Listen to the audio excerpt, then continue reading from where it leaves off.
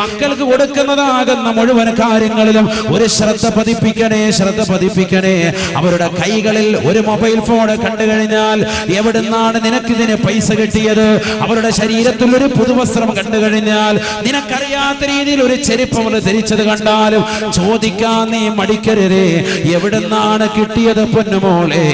മാതാപിതാക്കൾ ചോദിക്കേണ്ട കാലഘട്ടമാണ്. കാരണം എത്രയോ ചെറുപ്പക്കാരുണ്ട് വല വീശി പിടിക്കാൻ മുസ്ലിം സമുദായത്തിൽപ്പെട്ട സഹോദരിമാരുടെ ശരീരത്തെ നശിപ്പിക്കുവാൻ, അവരെ ഉന്മൂലനം ചെയ്യുവാൻ, അവരെ തേജോവധം ചെയ്യുവാൻ, അവരുടെ കുടുംബത്തിന്റെ സമ്പത്ത് കണ്ടിട്ട് പ്രത്യേകിച്ച് കരുനാഗപ്പള്ളി ദേശത്തുള്ളതാകുന്ന ഒരുപാട് മുസ്ലിം സഹോദരങ്ങളുടെ അവരുടെ സാമ്പത്തിക സ്രോതസ് തിരിച്ചറിഞ്ഞുകൊണ്ട് വാപ്പ പ്രവാസ ലോകത്ത് കഷ്ടപ്പെടുന്ന മുഴുവൻ സമ്പാദ്യവും ഈ മകൾക്കുള്ളതാണെന്ന് തിരിച്ചറിഞ്ഞുകൊണ്ട് അവളെ പിഴപ്പിക്കാൻ വേണ്ടി ഒരുമിക്കുന്നതായ ഒരു കൂട്ടം ചെറുപ്പക്കാരുണ്ട്. അവർ ബൈക്കിന്റെ പിന്നാമ്പുറത്ത് നിന്റെ പ്രിയപ്പെട്ട പൊന്നുമോളെ കൊണ്ടുപോയാണ്. നീ അറിയാതെ എത്രയോ ഷോപ്പിംഗ് മാളിൽ കൊണ്ടുപോയി നിരങ്ങുകയാണ്. നീ അറിയാതെ എത്രയോ ബീച്ച് റോഡുകളിൽ കൊണ്ടുപോയി നിരങ്ങുകയാണ്.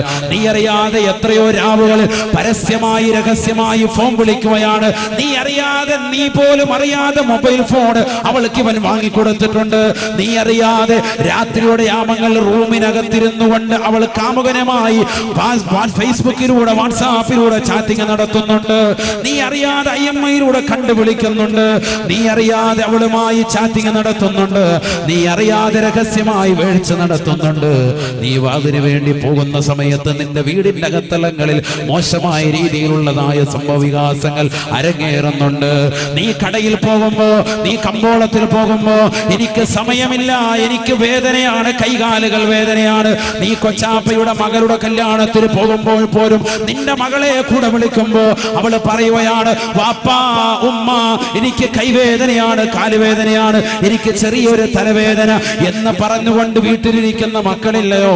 വാതിന്റെ സദസ്സിലേക്ക് മാതാപിതാക്കൾ ക്ഷണിക്കുമ്പോ എനിക്ക് സുഖമില്ല എന്ന് പറഞ്ഞുകൊണ്ട് പനി അഭിനയിച്ചുകൊണ്ട് വീട്ടിൽ കിടക്കുന്നതായ സഹോദരിമാര് തന്റെ പ്രിയപ്പെട്ട കാമുകനുമായി രഹസ്യമായി ഭാഷണം നടത്തി മാതാപിതാക്കളെ ചതിക്കുന്നതായ മുസ്ലിം സഹോദരിമാര്, സ്വന്തം സഹോദരങ്ങളെ ചതിക്കുന്നവർ, ചങ്ക് പറിച്ചു കൊടുക്കാൻ തയ്യാറായി നിലകൊള്ളുന്നതായ സഹോദരങ്ങളുണ്ട് അവൾക്ക്. അവരെ പോലും ചതിച്ചുകൊണ്ട് കാമുകന്മാരുമായി രഹസ്യമായി വേഴ്ച നടത്താൻ മടിയില്ലാത്ത, ഉളുപ്പില്ലാത്ത, നാണമില്ലാത്ത സഹോദരിമാരുണ്ടായി പോയില്ലയോ? പഠിച്ചു വെക്കേണ്ട പാഠമാണ്. ഇല്ലെങ്കിൽ വാപ്പയുടെ ഉമ്മയുടെ സംതൃപ്തി അറിയണം. നമ്മൾ ആരെങ്കിലും ശ്രദ്ധിച്ചിട്ടുണ്ടോ? വാപ്പാടെ ഉമ്മയുടെ സംതൃപ്തി അറിയാതെ മക്കള് നേരത്തെ വെട്ടി വിഴുങ്ങാൻ പാടില്ല, കഴിക്കാൻ പാടില്ല. വീട്ടിലൊരു ഭക്ഷണം വെച്ച്, ബിരിയാണി വെച്ച്, ഉമ്മ വെച്ച ബിരിയാണിയാണ്. എല്ലാരും വരട്ടെ, എല്ലാരും കൂടി ഒന്നിച്ചിരുന്നിട്ട് ആഹാരം കഴിക്കാം. അതാണ് നല്ല മനോഹരം. എന്തായിരുന്നാലും വാപ്പ അല്ലെങ്കിൽ ഉമ്മാടി ചോദിക്കണം, വാപ്പ വരാൻ വൈകുവോ? അപ്പൊ ഉമ്മ പറയാം, മോൻ കഴിച്ചോ, അനുവാദം തന്നെങ്കിൽ മാത്രമേ കൈയിടാവുള്ളൂ. ഒന്നിച്ചിരുന്ന് അങ്ങനെ കഴിച്ച് ശീലിച്ച് ആ കുടുംബത്തിലെ ഐക്യം അങ്ങനെ നിലനിൽക്കും. ഭയങ്കര റാഹത്താണ്, മനസ്സിനൊരു സന്തോഷം. ഭാര്യയുടെ വായിലേക്ക് ഒരു ഉരുള, മക്കളുടെ വായിലേക്ക് ഒരു ഉരുള. എന്തിനാ നാണിക്കുന്നത്? സ്വന്തം മക്കളല്ലേ, കുടുംബം മക്കൾ ഇത് കണ്ടു വളരട്ടെ, ഈ സ്നേഹ കൂട്ടായ്മ കണ്ടു വളരട്ടെ. അവള് പിന്നെ ഒരിക്കലും ചങ്ക് പറിച്ചു തരുന്ന മാതാപിതാക്കളുള്ളപ്പോ പിന്നെന്തിനാ വേറൊരു ചങ്കിന് അവള് കൂട്ടുകൂടുന്നത്? വേറൊരു കൂട്ടുകൂട്ട് പോകുന്നതിനാ? എന്റെ മാതാപിതാക്കളെ വഞ്ചിച്ചിട്ട് ഞാൻ ഒരിക്കലും പോകൂല. അവള് ദൃഢനിശ്ചയം ചെയ്യും, ഉറപ്പാണ്. നമുക്കൊരു പ്രശ്നമുണ്ട് പുരുഷന്മാർക്ക്, എന്താണെന്നറിയാം? നമ്മൾ പാവങ്ങളാണ്. നമ്മൾ സ്നേഹം ഉള്ളിലുണ്ട്, പുറത്ത് കാണിക്കാത്തവരാണ്. അവിടെയാണ് ഏറ്റവും വലിയ പ്രശ്നം. അധികം ഉപ്പമാർക്കും പ്രശ്നം പറ്റുന്നത് അവിടെയാണ്. സ്നേഹം ഇഷ്ടം പോലെ ഉണ്ട്, മക്കൾക്ക് എന്തും കൊടുക്കും. ഏത് ഡ്രസ്സാണ് വേണ്ടത്? എസ്വാരതി പോണോ, നാളെ പോണോ? റെഡി, നമ്മൾ റെഡി. ഏത് കടയിലാണ് പോകേണ്ടത്? ഏത് മോഡൽ വേണമെങ്കിലും ഡ്രസ്സ് നമ്മൾ എടുത്തു കൊടുക്കാൻ റെഡിയാണ്. പൈസ ഇങ്ങനെ എണ്ണി കൊടുക്കും. പക്ഷേ അതിന്റെ പിറകെ നിൽക്കാൻ നമുക്ക് സമയമില്ല. അവരത് ചെയ്തോട്ടെ, നടന്നോട്ടെ എന്നുള്ള ചിന്താഗതി അതാകരുത്. നമ്മൾ അവരുടെ പിറകെ തന്നെ കൂടണം, കൂടിയേ പറ്റൂ. അതാണ് ദീൻ പറയുന്നത്. ഇല്ലെങ്കിൽ മക്കൾ പിഴച്ചു പോകും. മക്കളുണ്ടോ അവരുടെ പിറകെ കൂടിയേ പറ്റൂ. അവരുടെ കാര്യങ്ങൾ ശ്രദ്ധിച്ചേ പറ്റൂ. ട്യൂഷൻ ഏൽപ്പിച്ചു കൊടുത്ത് എവിടെയെങ്കിലും ട്യൂഷന് പോകുന്നുണ്ടോ? ഈ ഇരിക്കുന്ന എത്ര പേർക്ക് പറയാൻ സാധിക്കും, മക്കൾ ഇന്ന സ്ഥലത്താണ് ട്യൂഷന് പോകുന്നത്, അവൻ ഇത്ര മണിക്ക് കറക്റ്റായിട്ട് അവിടെ ചെല്ലുന്നുണ്ട്, ആ ട്യൂഷൻ സെന്ററിന്റെ ഇന്ന ഭാഗത്താണ് അവന്റെ സൈക്കിൾ കൊണ്ടുപോയി വെക്കുന്നത്, അവൻ ഇത്ര മണിക്ക് ആ സൈക്കിൾ എടുത്തിട്ട് അവിടെ നിന്ന് വന്ന് ഇന്ന കടയിൽ നിന്ന് പാല് വാങ്ങിച്ച് ഇന്നടത്ത് നിന്ന് പലചരക്ക് സാധനം വാങ്ങിച്ച് ഇത്ര മണിക്ക് അവൻ കറക്റ്റ് വീട്ടിലെത്തുന്നുണ്ട്. ആർക്കാ പറയാൻ സാധിക്കുന്നത്? നമ്മൾ ഈ കണക്ക് കൂട്ടുന്നത് മുഴുവൻ സമയം ഒരു പക്ഷേ പിഴവായിരിക്കും. അവൻ ആ സമയത്ത് തിയേറ്ററിലായിരിക്കും. അവൻ ആ സമയത്ത് പൈങ്കിളി പുസ്തകങ്ങൾ വാങ്ങാൻ ഇന്ന കടയിൽ വന്നിട്ട് ക്യൂ നിൽക്കുന്നവനായിരിക്കും. മക്കൾക്ക് നമ്മൾ കൊടുക്കേണ്ട കുറെ കാര്യങ്ങൾ കൊടുക്കാത്തത് കൊണ്ടാണ്. ദീൻ കൊടുക്കേണ്ട സമയത്ത് ദീൻ കൊടുക്കണം. മദ്രസ വിദ്യാഭ്യാസം കൊടുക്കേണ്ട പ്രായത്തിൽ അത് നിർബന്ധമായി കൊടുക്കണം. അത് കേവലം ശനി ഞായർ 2 ദിവസങ്ങൾ വെച്ച് ഒതുക്കാൻ പാടില്ല. മദ്രസയിൽ വിട്ട് തന്നെ ശീലിപ്പിക്കണം. കാരണം അവൻ ശീലിക്കട്ടെ. അതിരാവിലെ എഴുന്നേറ്റ് അങ്ങനെ സുബഹി നമസ്കരിക്കുന്ന ഒരു ശീലം ഉണ്ടാവട്ടെ. ഞാൻ ജുമായ്ക്ക് പറഞ്ഞില്ലേ, മക്കളോടും കുടുംബത്തോടും നമസ്കാരം കൊണ്ട് കൽപ്പിക്കട്ടെ. മാതാപിതാക്കൾ നിർബന്ധമായും കൽപ്പിക്കണം. മക്കൾ അത് ബുദ്ധിമുട്ടായിട്ട് ഇറങ്ങിപ്പോയെങ്കിലോ അൽഹംദുലില്ലാഹ് ഇറങ്ങിപ്പോയിക്കോട്ടെ. കാരണം നമ്മുടെ ചെലവിൽ കഴിയുന്നവരാണോ നിർബന്ധമായും 5 വഖത്ത് നമസ്കാരം നിലനിർത്തിയേ പറ്റൂ. അത് ചെറുപ്പം മുതലേ അങ്ങനെ ശീലിപ്പിക്കണം. നിർബന്ധമാണ്. ഭാര്യയോടും പറയണം നിസ്കരിച്ചേ പറ്റൂ. സുബഹി മുതൽ ഇശാ വരെയുള്ള മുഴുവൻ നമസ്കാരങ്ങളും ശ്രദ്ധ പതിപ്പിച്ചേ പറ്റൂ. ശുദ്ധിയുണ്ടോ നമസ്കാരം നിർബന്ധമാണ്. അങ്ങനെ ശ്രദ്ധിക്കണം. ഹബീബുനാ റസൂലുള്ളാഹി സ്വല്ലല്ലാഹു അലൈഹി വസല്ലമ തങ്ങൾ പറയുകയാണ്, ഫത്തഖുദ് ദുനിയാ വത്തഖുൻ നിസാ.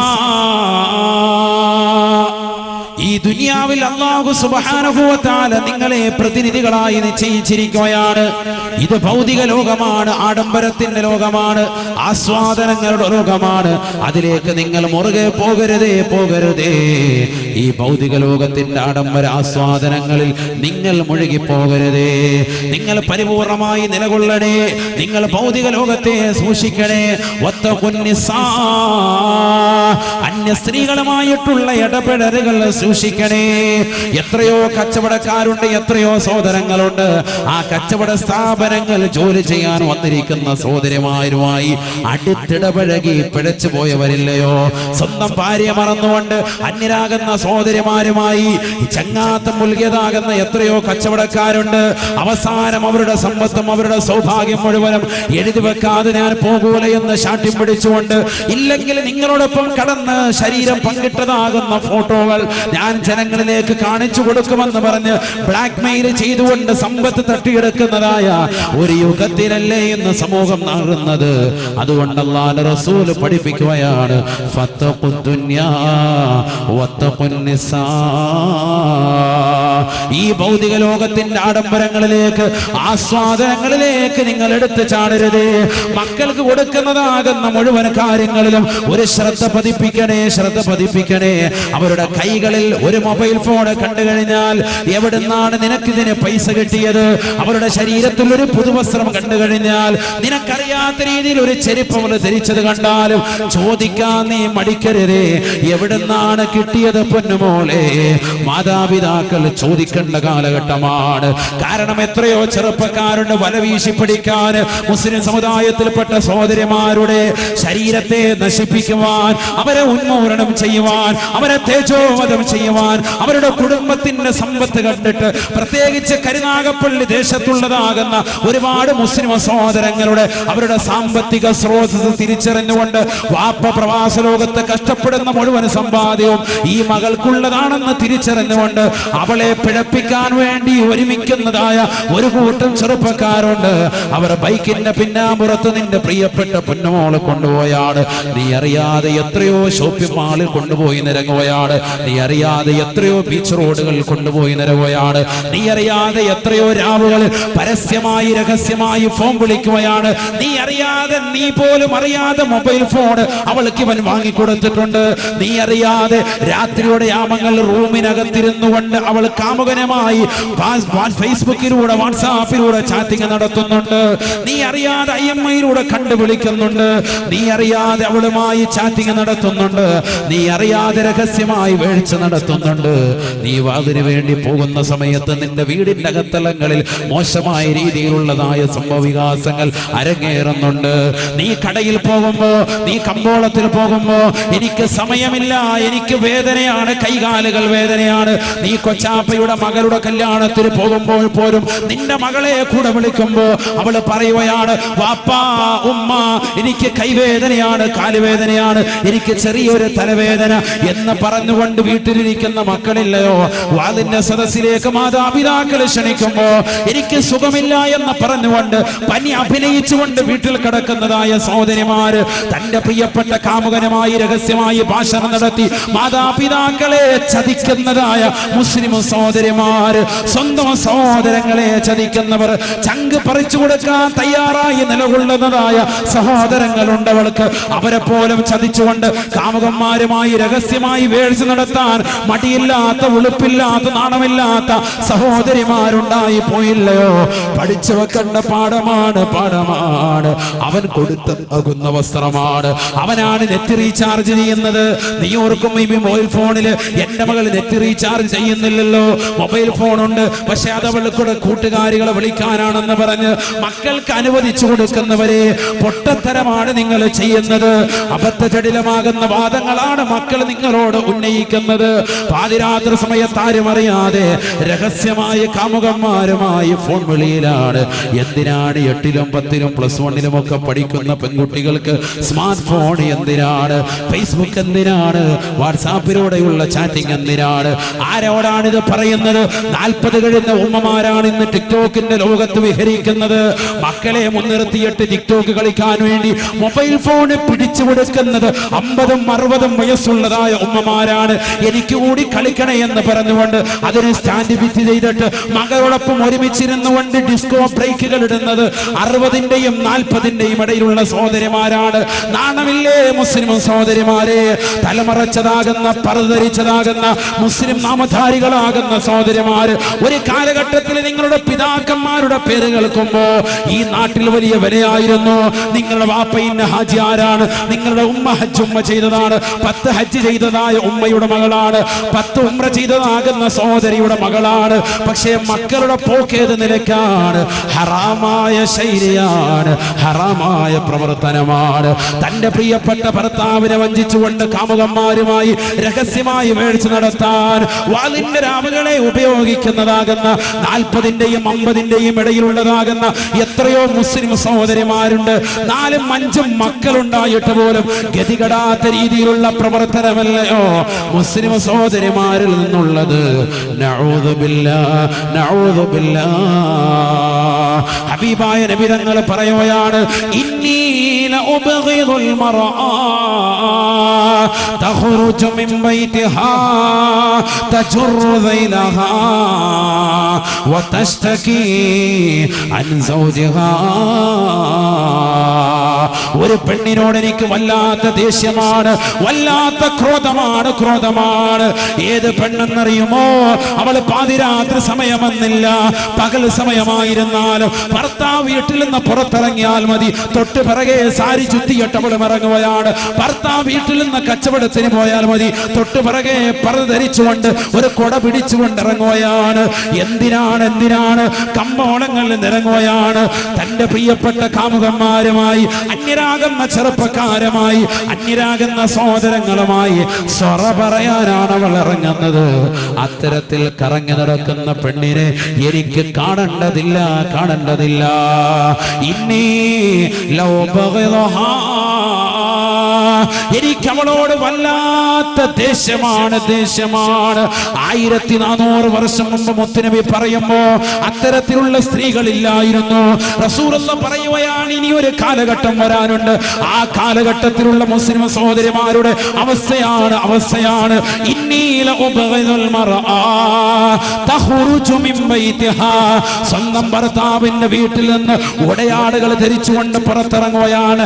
അർദ്ധനഗ്നിയായി പുക്കുളിച്ചുഴി കാണിച്ചുകൊണ്ട്, മാരടത്തിന്റെ പകുതി കാണിച്ചുകൊണ്ട്, പുറംഭാഗം കാണിച്ചുകൊണ്ട്, ശരീരത്തിന്റെ മാർദ്ദവമുള്ള സ്ഥലങ്ങളിൽ മോശമായ വസ്ത്രവിധാനം ധരിച്ചുകൊണ്ട്, ഉള്ളിൽ കിടക്കുന്ന അവയവങ്ങളെ പുറത്ത് കാണത്തക്ക രീതിയിലുള്ള വസ്ത്രവിധാനം നടത്തിക്കൊണ്ട് നടക്കുന്നതായ ഭാര്യ, സ്വന്തം ഭർത്താവിനെ വഞ്ചിക്കാൻ മടിയില്ലാത്തതായ ഭാര്യ, പ്രവാസ ലോകത്ത് അറബിയുടെ ചാട്ടമാറികൊണ്ട് മരുഭൂമിയിൽ പൊരുവയിലെ തവൾക്ക് വേണ്ടി, കുടുംബത്തിന് വേണ്ടി അന്നം തേടുന്ന പാവപ്പെട്ട ഭർത്താവ്, സൗദിയിലെ സ്വദേശിവൽക്കരണം വന്നിട്ട് പോലും എങ്ങനെയെങ്കിലും എന്നെ ഒന്ന് നിർത്തണേ എന്ന് പറഞ്ഞുകൊണ്ട് അറബിയുടെ കാല് പിടിച്ച്, അറബിയുടെ കാറ് കഴുകി കൊടുത്ത്, അറബിയെ വല്ലാതെ നിർബന്ധിച്ച് എനിക്ക് എങ്ങനെയെങ്കിലും എന്ത് ജോലി വേണമെങ്കിലും ഞാൻ ചെയ്യാ, കാരണം എനിക്ക് 4 പെൺമക്കളാണ്, എന്റെ പാവപ്പെട്ട ഭാര്യ, എന്റെ കുടുംബം അനാഥമാകുമെന്ന് പറഞ്ഞുകൊണ്ട് ഗൾഫിൽ കടന്നുകൊണ്ട് പ്രയാസപ്പെടുന്ന പാവപ്പെട്ടവൻ അറിയുന്നുണ്ടോ? നിന്റെ ഭാര്യ അടിച്ചു പൊളിക്കുകയാണ്, നീ കൊടുക്കുന്ന പൈസയ്ക്ക് വിലയില്ല. ഹബീബായ നബി തങ്ങൾ പറയുകയാണ്, നരകത്തിലാണ്, സ്ത്രീകൾ നരകത്തിലാണ്. ഒരു കൂട്ടം സ്ത്രീകളെ ഞാൻ നരകത്തിൽ കാണുകയാണ്. അല്ലാഹുവിന്റെ റസൂൽ പഠിപ്പിക്കുകയാണ്, റഅയ്തുന്നാർ വറഅയ്തു അക്സറ അഹ്ലിഹാ അന്നിസാ. കത്തിച്ചൊലിക്കുന്നതായ നരകം ഞാൻ എന്റെ കണ്ണുകൊണ്ട് കണ്ടുപോയി സാബ. അല്ലാഹുവിന്റെ റസൂൽ പറയുകയാണ്, ഭീകരമല്ലയോ നരകം? മുകളിൽ വല്ലാത്ത ചൂടാണ്, താഴെ വല്ലാത്ത ചൂടാണ്. താഴെ ഇതാ ചെമ്പ് നൽകിയിരിക്കുകയാണ്, മുകളിതാ ഈയത്തിനാൽ നൽകിയിരിക്കുകയാണ്. ചുറ്റും മുഴുവനും ഗന്ധകമാണ്, കറുത്ത പുകപടലമാണ്, ആരും പരസ്പരം കാണുകയില്ല. വല്ലാത്ത ചൂടാണ്, വല്ലാത്ത ചൂടാണ്. എന്തുകൊണ്ടാണ്? വഖൂദുഹാ അന്നാസു വൽ ഹിജാറ. ഭീമാകാരമാകുന്ന പാറക്കല്ലുകൾ ഇട്ടുകൊണ്ടാണ് നരകത്തെ അല്ലാഹു സജ്ജീകരിച്ചിരിക്കുന്നത്. ദുഷിച്ചതാകുന്ന ജനങ്ങളെ വെച്ചുകൊണ്ടാണ് നരകത്തെ അല്ലാഹു സജ്ജീകരിച്ചിരിക്കുന്നത്. ആ നരകത്തിലേക്ക് അല്ലാഹു സുബ്ഹാനഹു വ തആല നമ്മളെ ഇടുമോ? ആ നരകത്തിൽ റസൂലുള്ളാഹി പറയുകയാണ്, മിഅ്റാജിന്റെ രാവിൽ ഞാൻ എന്റെ കണ്ണുകൊണ്ട് കണ്ടുപോയി സാബ. വറഅയ്തു അക്സറ അഹ്ലിഹാ അന്നിസാ. അതിൽ കണ്ടത് സ്ത്രീവർഗത്തെയാണ്. ഏറ്റവും കൂടുതൽ നരകത്തിൽ ഞാൻ കണ്ടത് സ്ത്രീകളെയാണ്. എന്റെ പ്രിയപ്പെട്ട കരുനാഗപ്പള്ളി ദേശത്തുള്ള സഹോദരിമാരെ, കുമ്മന ഉസ്താദിനോട് നിങ്ങൾ ദേഷ്യം പിടിക്കരുത്. എന്തേ ഞങ്ങളെ ക്രൂശിക്കുകയാണോ? അല്ല, ഞാൻ അടച്ചു പറയുകയാണ്. മുസ്ലിം സഹോദരങ്ങളോടൊപ്പം മുസ്ലിം സഹോദരിമാരോട്, എന്നോടും എന്റെ കുടുംബത്തോടും ലോകത്തുള്ള മുഴുവൻ വിശ്വാസി സമൂഹത്തോടും ഓർമ്മപ്പെടുത്തുകയാണ്, പഠിപ്പിക്കുകയാണ്. റസൂലുള്ളാഹി പറഞ്ഞ വാക്ക് മാത്രമാണ് പറയുന്നത്. ആ നരകത്തിൽ ഞാൻ ഏറ്റവും കൂടുതൽ കണ്ടത് സ്ത്രീകളെയാണ് എന്ന് ഹബീബുനാ ശഫീഉനാ റസൂലുള്ളാഹി. അല്ലാഹുവിന്റെ റസൂലിനോട് ചോദിക്കുകയാണ്, എന്ത് കാരണം കൊണ്ടാണ് സ്ത്രീകളെ നരകത്തിൽ കൂടുതലായി കണ്ടത്? അല്ലാഹുവിന്റെ റസൂൽ പറയുകയാണ്, സ്വഹാബാ ബൽ യുക്ഫിർനൽ അശീർ. അല്ലാഹുവിനെ എതിർത്തുവെന്ന് മാത്രമല്ല, നമസ്കാരങ്ങൾ ചിട്ടവെക്കാതിരുന്നു എന്ന് മാത്രമല്ല, നോമ്പുകൾ പിടിക്കാതിരുന്നു എന്ന് മാത്രമല്ല, പാപങ്ങളുടെ കണ്ണീരൊപ്പാതിരുന്നു എന്ന് മാത്രമല്ല, സ്വന്തം ശരീരത്തിന്റെ കാമം തീർക്കാൻ വേണ്ടി കാമുകന്മാരുമായി രഹസ്യമായി വേഴ്ച നടത്തിയവരാണ്. ആർക്കാണ് പറയാൻ സാധിക്കുക? ഞാൻ എന്റെ ഭർത്താവിനെ വഞ്ചിച്ചിട്ടില്ല എന്ന് പറയാൻ സാധിക്കുന്ന സഹോദരിമാരുണ്ടോ?